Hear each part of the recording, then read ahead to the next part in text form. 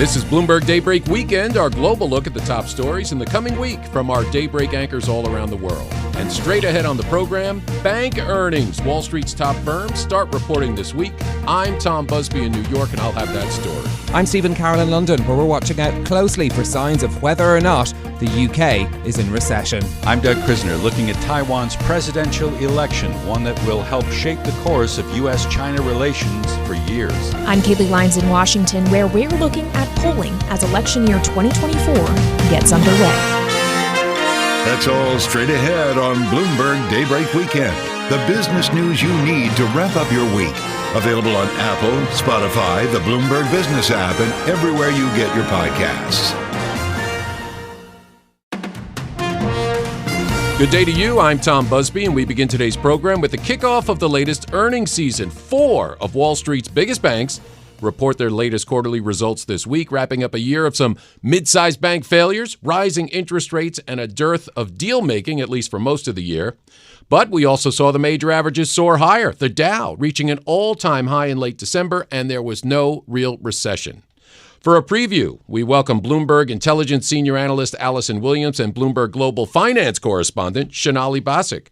Now, all the action starts on Friday. We hear from J.P. Morgan Chase, Citigroup, Wells Fargo, and Bank of America.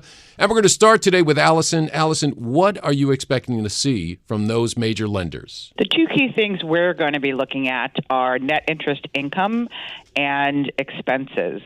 So in the fourth quarter, we're going to be looking for further evidence that the pressure on deposit pricing is easing a bit, and those costs are easing a bit. And we think that the outlook for next year is going to factor in further moderation of that pressure, just given the fact that the markets are pricing in an inflection point for Federal Reserve hikes.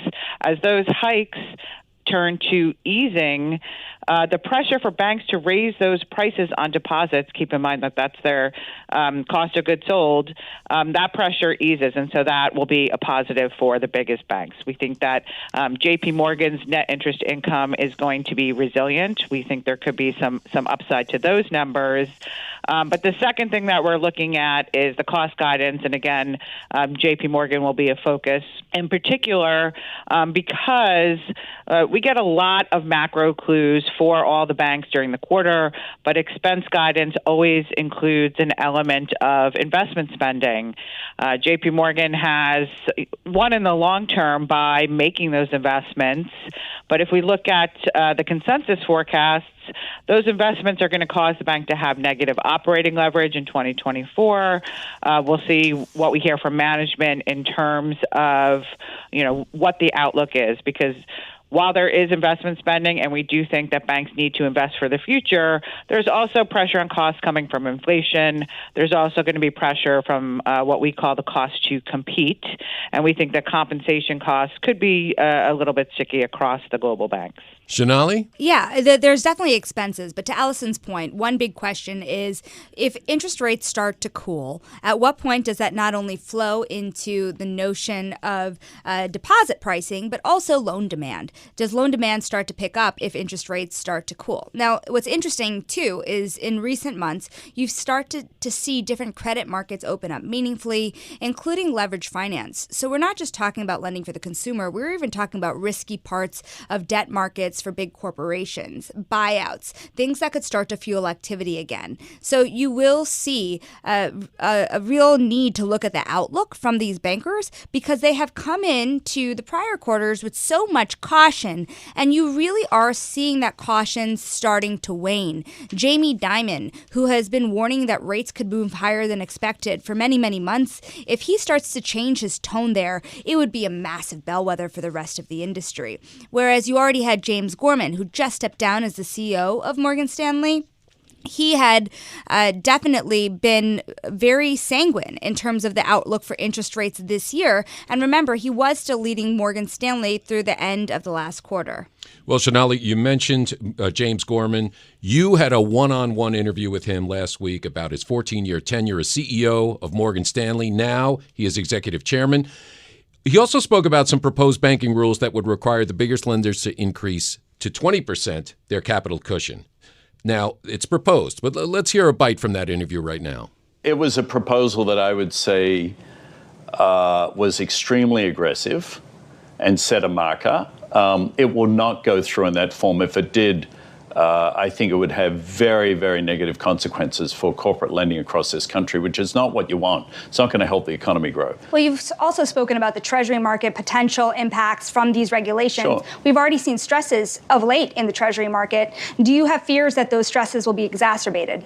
I can't tell until I see the actual rules, but all I know is what was put out is highly, highly, highly unlikely to be what is ultimately regulated. Now, is he right? And what are those proposals, and what would have to change? You saw James Gorman and many of his peers take to Washington, D.C. and address lawmakers about this fact. And what they were trying to do was get the lawmakers to put pressure on regulatory officials to start to rethink the strictness of these capital rules. They were warning that it would really restrict lending across different parts of the economy. It would restrict trading activities in certain key markets like commodities. It would increase the cost of hedging for many big players in commodity markets and farming markets. Rural America would be impacted, they warned. Now, what's interesting here is we know from a Wall Street perspective that those increase in capital rules would be very expensive for the banks. And for him to say they're likely to be less really starts to draw a question of how much these banks can start to recalibrate their expectations on how costly it would be. Maybe less costly than investors initially expected if James Gorman is right. Allison, what's your thoughts on that? So if you look at some of these regulations, two things. First of all, as you said, it does require relatively large increases in capital to be held across the largest banks. And actually, Morgan Stanley and Goldman Sachs are some of the hardest hit because two of the key risk factors that the rule aims to address are market risk and operational risk. But if you analyze the rules, and again, we've heard, perhaps Jamie Dimon has been one of the most vocal about some of the double counting of operational risk inherent in this proposal. If we look across some of the other regulations, such as the stress capital buffer, which already penalizes banks for this type of risk. And so there is sort of an element of double counting. Also, if we look at the rules versus some of the other jurisdictions, it does seem that there is a fair amount of gold plating, meaning that the rules do look a little bit tougher in the way that they've been implemented in the U.S. Versus jurisdictions such as the U.K. and Europe. Well, until we get to that, I want to just dial back on what we can look forward to this week. And which of those big banks, Sonali, I'm going to ask you, we have J.P. Morgan Chase, Citigroup, Wells Fargo, Bank of America. Which ones do you think are going to have the results that Wall Street is looking for? Now, you have to remember that a lot of these banks really either sold off or had very weak performance last year, except for JP Morgan, which rose more than the pack and actually hit a new record high early this year in its stock price. But you think about Goldman, for example, and Goldman's analyst that covers the banking sector has recently said that JP Morgan and Wells Fargo could see even higher net interest income, like we've been talking about. It's two of their big picks. We know Wells Fargo's Mike Mayo has also pointed out that Citigroup has a lot of growth potential. There's a lot of divergence here, but what we've seen in the trends is that the bigger get bigger. What's going to get interesting after the biggest banks report is the regional banks. And the week after also is the big investment banks. You were talking about the weak deal volumes, right? The interesting thing here is in the fourth quarter of last year, you saw deal volumes jump by $160 billion just from the third to the fourth quarter. After being stagnant all year, pretty much. It's been the worst year in a decade for deals. And so what happens is the bankers get paid when those deals close, not upon announcement typically. So those deals that are announced lead to fees tomorrow. And so those banks, Morgan Stanley, Goldman Sachs, and JP Morgan, which can start to also see those deal fees start to impact their bottom line, they could become very interesting this year if their predictions come true and they finally see deals pick up like they've been expecting for so long. Alison, the final word? I would say that on Friday we'll see J.P. Morgan and Bank of America continuing to execute despite some challenges in the environment. Wells Fargo and Citigroup are more longer-term stories where they're restructuring, and I think investors are going to want to hear from, Citigroup sort of where they are in the path of that restructuring. Similar to Wells Fargo, what is going to be the outlook for costs? Are we getting closer or any kind of news related to some of their regulatory challenges? We'll also be looking for any big legal costs because we do tend to get those kitchen sinks for some of the banks in the quarter. But again, it is all about the expectations and what is in the stock. JP Morgan is likely to generate the highest return we expect, but that's no secret. Well, a lot to look forward to. Our thanks to Bloomberg Intelligence senior analyst Allison Williams and Bloomberg Global Finance correspondent Shanali Basic. And coming up on Bloomberg Daybreak Weekend, we take you to London and a look ahead to a busy week on the economic calendar. I'm Tom Busby, and this is Bloomberg. This is Bloomberg Daybreak Weekend, our global look ahead at the top stories for investors in the coming week. I'm Tom Busby in New York. The UK's economic trajectory back in focus in the coming days as a batch of data will help tell us whether Britain could avoid a recession. A recent survey of company executives highlighted their pessimism about the outlook despite encouraging signs from some quarters. Now for more, let's go to London and bring in Bloomberg Daybreak Europe anchor Stephen Carroll. Tom, it's 2024 and we're still asking questions about whether or not the UK will fall into recession, when it might happen and how bad it could be. We'll get an update on the monthly GDP numbers in the coming days. It'll give us some more clues along with other indicators we're watching too. There have been some positive signals. The latest composite PMI survey showing an uptick in activity to a reading of 52.1 in December. Thinking more long term, a recent forecast from the Centre for Economics and Business Research predicted the UK's growth trajectory over the next decade or so will help it retain its position as the world's sixth largest economy. There's gloom in other quarters though. The Institute of Directors Economic Confidence Survey fell in December to close to its lowest point in the year. So are we hurtling towards a recession or is growth getting back on track? To discuss, we've got our UK economy reporter Tom Rees, and for a look at how the consumer is faring, our UK retail reporter Katie Linsill. Tom, I'd like to start with you. We're due to receive some economic data in the coming days, including figures on UK manufacturing and the monthly GDP figures I mentioned. What might they tell us? So while it's quite hard to read signals from 1 month's data, November's GDP figures could be a bit more significant than they usually are, just because it may show that the UK was on track for a technical recession in the second half of last year. We had some revised data from just before Christmas that showed GDP contracted 0.1% in the third quarter. And then that was followed by a 0.3% fall in GDP in October. So that leaves some catching up to do in November, December if we're going to avoid a technical recession, i.e.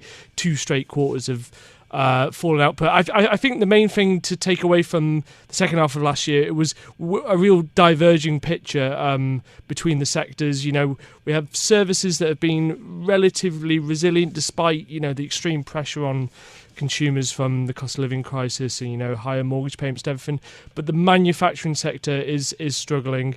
We've seen that in the survey data. It's seen lower demand from overseas and domestically.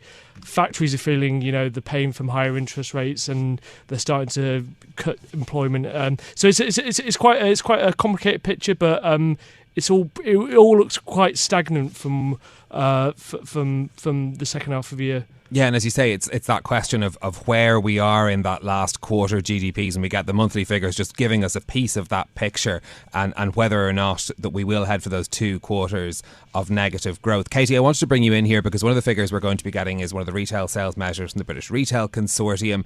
This is going to cover a period which is very important for retailers towards the end of the year, that pre-Christmas shopping period. What are you expecting? Absolutely, you're right. I mean, that Christmas period is so important, so crucial for many retailers.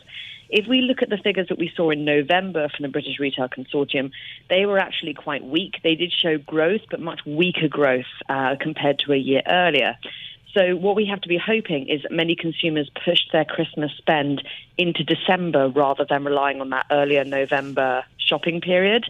But I think it's really yet to be seen. From what we hear so far, online has had a better performance the Christmas just gone compared to 2022. Many shoppers were put off by courier delays and postal strikes in that earlier Christmas season, which meant they visited more stores to be sure they could get hold of items. I think online will have had a much better time in Christmas 23, but really it's still to be seen how this goes. And from what we've seen from retailers, it's a mixed bag. Some performing better than the Christmas before, others having a bit of a difficult time. So it's still to be seen how it will go. Yeah, Katie, I'm always very interested to see when we get the split from grocers on this, because, grocery is a very competitive market in the UK, and seeing the discounters coming out and talking about having their best Christmases ever. Is that something that we've heard from many retailers and in what we've heard so far from them about their pre-Christmas period? Yeah, absolutely. So as you say, we've had Aldi and Lidl come out very quickly in the new year saying they had record Christmas sales. Kantar, which actually tracks sales figures across supermarkets, said that there was a record £13.7 billion spent in the run-up to Christmas. I think it's fair to say that most supermarkets did well. We're going to be getting both Sainsbury and Tesco reporting next week, and I think both of those have probably done pretty well over that Christmas season. Food inflation has come down a bit. It's still at nearly 7%. So I think that the higher prices do have a role to play in these big chunky sales figures we're seeing. But at the same time, hopefully shoppers are feeling more encouraged to spend on food than they did, say, a year ago. Supermarkets have been a very, very comfortable part of retail these past few weeks.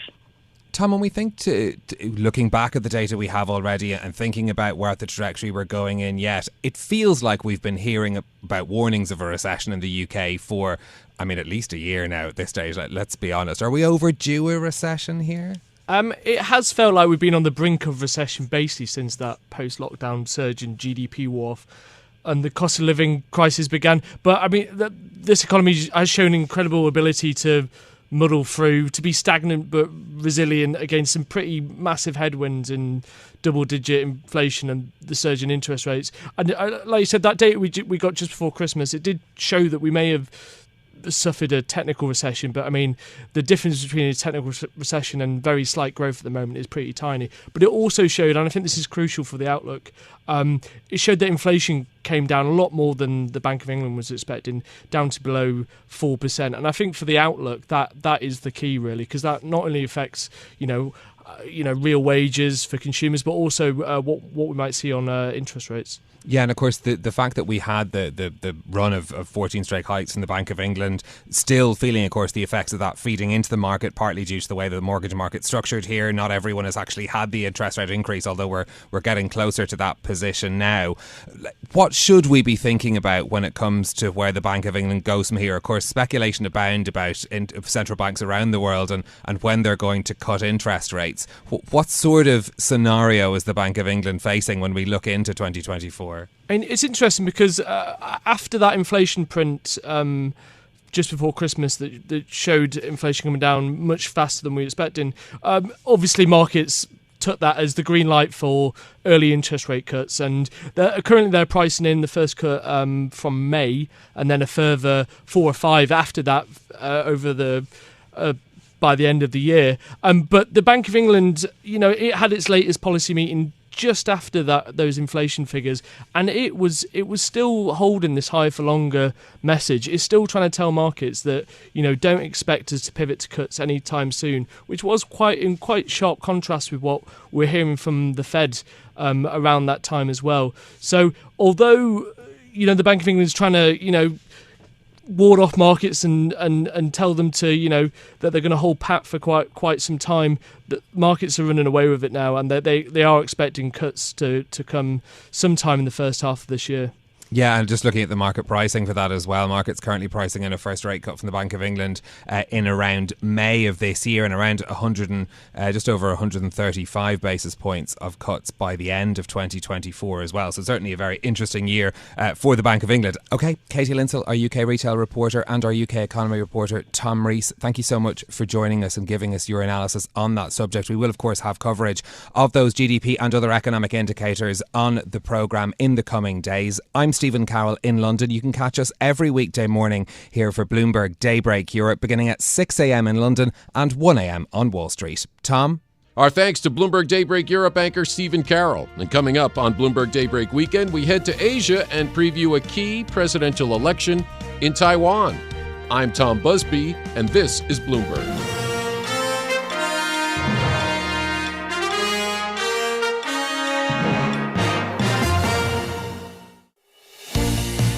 I'm Tom Busby in New York with your global look ahead at the top stories for investors in the coming week.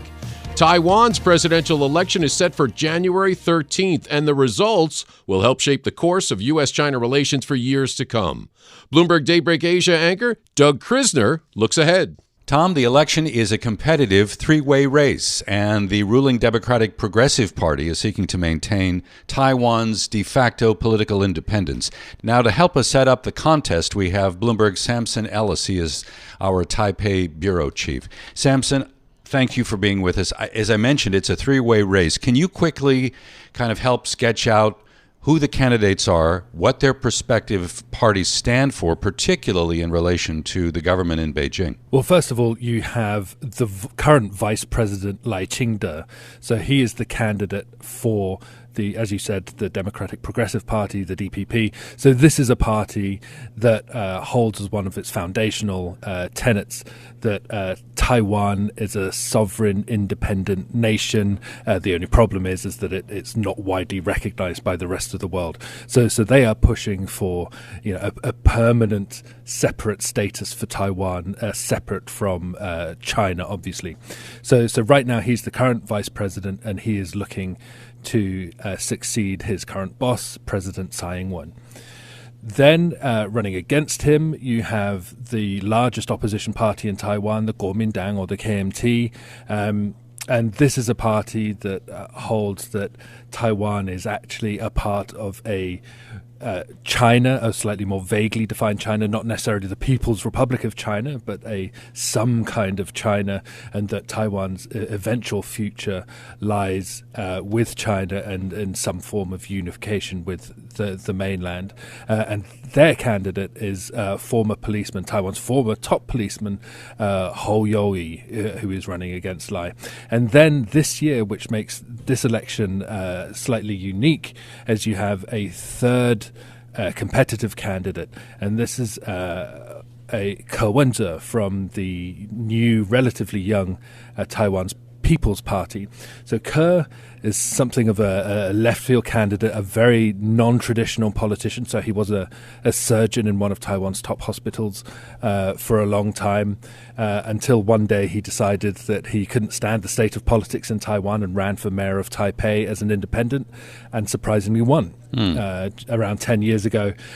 He was then mayor for 8 years, and then after he stepped down, he set up his own party, and since then he's been teasing that he could run for president, and this year he actually did it.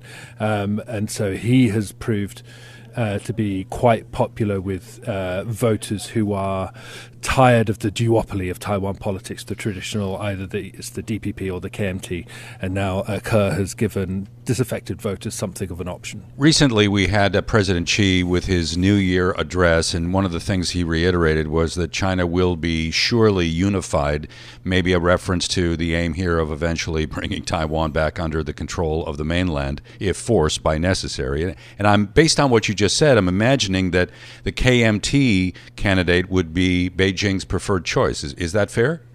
Yes, absolutely. So they do share this one overarching goal that eventually Taiwan should be formally unified as part of China. What they do disagree on is what that China should be. So obviously, from Xi Jinping's perspective, it's the People's Republic of China, the China that we all know now. But for the KMT in Taiwan, really important part of their history was their fight in the Chinese Civil War against the Communist Party. And so theoretically, many people in the party still view the Chinese Communist Party as an enemy. And if you meet them, privately, they'll quite happily tell you that, the communists in Beijing are still their mortal enemy. But at least they do have one thing in common, is that they feel Taiwan would be better off eventually being part of China. I think the U.S. probably is going to be watching this race very closely. I think that's fair to say. At the end of last year, near the end, I think it was in November, that Presidents Biden and Xi were at the APEC summit in San Francisco, and it was then that Xi told Biden that the issue of Taiwan was the most important and dangerous issue for the U.S. and China and their relationship. How do you think, and I'm not asking you to speculate, but based on what you know of U.S.-Taiwan relations, how might the U.S. kind of be watching this contest? And not that it would put its finger on the scale in any way, but is there something that the U.S. would kind of communicate to Beijing to make sure that there is no interference or let's say, a reduction in the degree of influence Beijing may like to have over these elections? Well, there's no doubt that the US is watching this election very, very closely. Taiwan has become this pivotal point in, the geopolitical standoff between the United States and China. And as Xi Jinping said there, as you mentioned, it is one of the most important issues in relations between Washington and Beijing. And so one of the things the US has repeatedly reiterated is that, number one, they have no preferred winner of the Taiwanese election. They've been very clear that they respect the choice of Taiwanese voters, and they have also urged other parties. I think we can infer they're largely talking to Beijing here. That other parties should stay out of the race. They should not meddle in this election. Beijing, for its part, it has made it absolutely clear that they would prefer the KMT candidate to win this election. To be honest, there's a bit of a who would the US prefer to win? You hear different voices out of the United States on this. On the one hand, if the DPP stays in power, the US can be fairly sure they have a reliable, steady partner who is on board with the United States and their more broader regional goals when it comes to standing up against China, and also they have a more willing recipient for US arms sales. But on the other hand, if the KMT were to win, some in the US do point out that this could take a little bit of the temperature out of the cross-strait relations in this part of the world, and therefore make US-China relations a little bit easier. Yeah, I understand the notion of supporting democracies from the U.S. side, but I'm understanding also that there is a little bit of a national security concern if you consider the fact that Taiwan is basically the leader in semiconductor production. I'm thinking in particular of Taiwan Semi. If that were not the case, would the U.S. stance be slightly different, do you think? I think it's a question of degrees. I think that there's no doubt that the United States, as you said, supports a fellow democracy, and it's a very bad look for the United States if they're seen throwing a democracy to the wolves in Asia, so to speak. And also, there is the Taiwan Relations Act in the United States. The U.S. has committed itself to providing for Taiwan's own self-defense. And so there is a legal basis for the US continuing to support Taiwan. So I don't think that would be something the US could easily abandon. Plus, within the United States, I mean, you look at Congress, there's an enormous amount of support on both sides of the aisle for Taiwan there. So even if the executive were to decide that supporting Taiwan is no longer in America's best interests, I think they'd find a lot of pushback from Congress on anything that would disadvantage Taiwan. It was January 1st, 1979, I believe, that Washington officially cut diplomatic ties with Taipei in favor of recognizing Beijing. How well do you think the U.S. has been doing it kind of balancing the situation? It's underappreciated exactly how successful the Taiwan's Relations Act and strategic ambiguity has worked over the past 40 plus years, 45 years now, at maintaining the peace in this part of the world. Samson, so good of you to stop by and help us set up the Taiwan presidential election that will happen on January 13th. Samson Ellis is Bloomberg's Taipei bureau chief. I'm Doug Krisner, and you can join Brian Curtis and myself weekdays here for Bloomberg Daybreak Asia beginning at 7 a.m. in Hong Kong, 6 p.m. on Wall Street. Tom? Our thanks to Bloomberg Daybreak Asia anchor Doug Krisner. And coming up here on Bloomberg Daybreak Weekend, we look ahead to the presidential election right here in the U.S. with Gallup editor-in-chief Mohammed Yunus. Next, I'm Tom Busby, and this is Bloomberg. This is Bloomberg Daybreak Weekend, our global look ahead at the top stories for investors in the coming week. I'm Tom Busby in New York. New polling from Gallup shows President Joe Biden finishing 2023 with a job approval rating of just 39%. That's the lowest of recent presidents at the same point in their presidency. Gallup editor-in-chief Mohammed Yunus tells Bloomberg's Kaylee Lyons in our Bloomberg 99.1 newsroom in Washington about trends to follow heading into the 2024 presidential election. I'm not sure that President Biden is feeling particularly happy as he comes into this new year, knowing he ended last year, 2023, according to Gallup's figures, with an approval rating of just 39%. Can you give us some context around that number? It's quite low. The real context is, compared to every other president in modern history who has sought re-election, he's far behind where they were.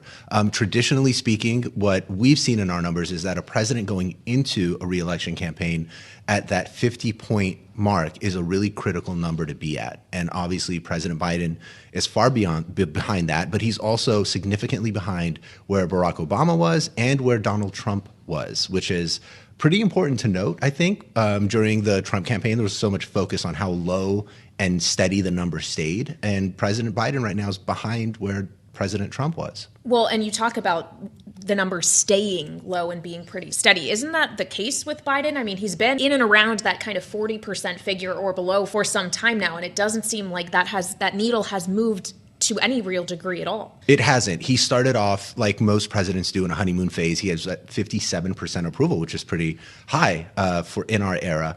Another thing, Kaylee, to always keep in mind with these numbers specifically is we are in what is truly is a hyper-partisan era. So since President Obama, the difference between people's views on the president and how closely it's tied to their party ID is stronger than ever. So presidents have had flatter sort of frequencies on their approval ratings. But I think what's concerning about President Biden's situation is that even compared to Obama and Trump, who also face that reality, he's significantly behind right now. Okay, well, let's talk about the options. I mentioned that we're seeing pretty consistently in polls that the majority of voters would prefer it not to be a Biden-Trump rematch like 2020 all over again. And yet that's likely what they're going to get, unless there is a viable alternative. What are you seeing around support for a third-party candidate, whoever that is? Well, I can tell you who we see in terms of favorables of all the folks that are out there right now.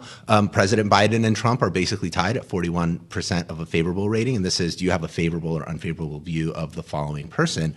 DeSantis, Haley in specific, are at their 30s, so really low 30% favorable rating. It's important to note that this tends to happen with new names. People don't know who they are. Kennedy, on the other hand, is already breaking the 50-point mark, but that's probably because of that name recognition factor that he has in his favor. So looking at the favorable ratings, which is really a really good proxy, I think, at this point of the contest to see who's gaining traction with the public, really none of them are. Nobody's really shot through the roof and impressed or wowed.